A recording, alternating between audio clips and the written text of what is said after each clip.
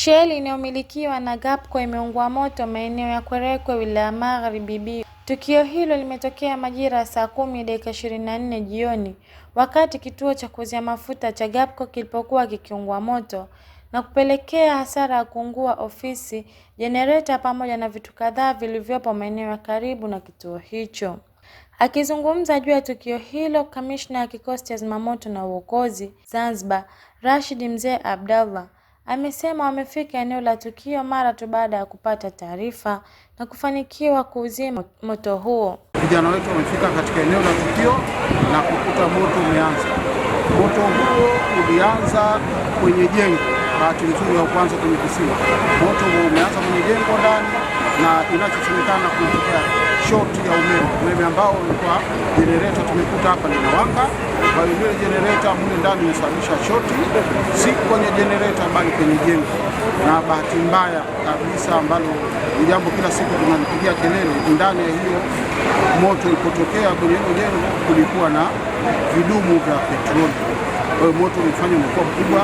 Matokeo yake kuna pikipiki pale kama mnavyoona 3 zimewaka moto, kuna mafriji mawili yamewaka moto, kuna generator ndogo moja imewaka moto pamoja na gari.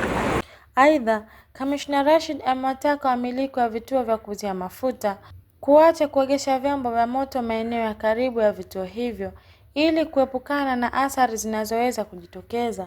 Kwa wamiliki pamoja na wananchi, wito wetu mkubwa kwanza, kuna sheria ambazo zinagavana masuala ya kupaki kwenye shughuli. Yaani kupaki magari kwenye petrol station kwanza, hilo sio nzuri sana. Kwa sababu tatizo likitokea kama hivyo, basi moja kwa moja unaweza kupoteza mali yako na kusababisha ule moto pakubwa.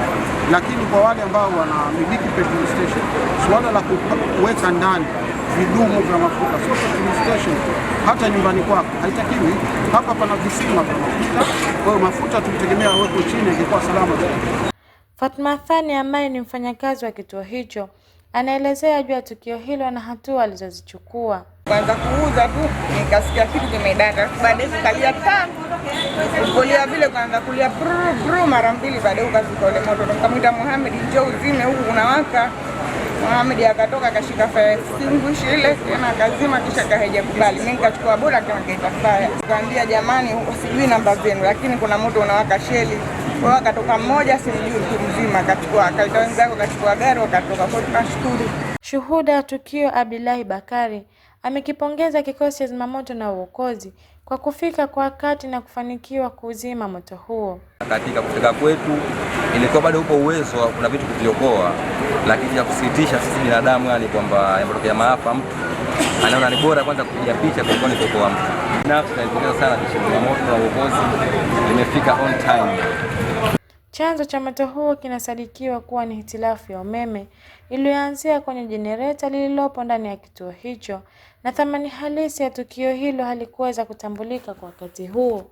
Nikiripoti Asma Mohamed. Ewe mwananchi, kikosi cha zimamoto na uokozi Zanzibar kinakutaka utoe taarifa mapema pindi unapokutwa na majanga. Piga namba 114, yani 114. Ujumbe huu umeletwa kwenu na kikosi cha zimamoto na uokozi Zanzibar. Zimamoto, kikosi cha zimamoto.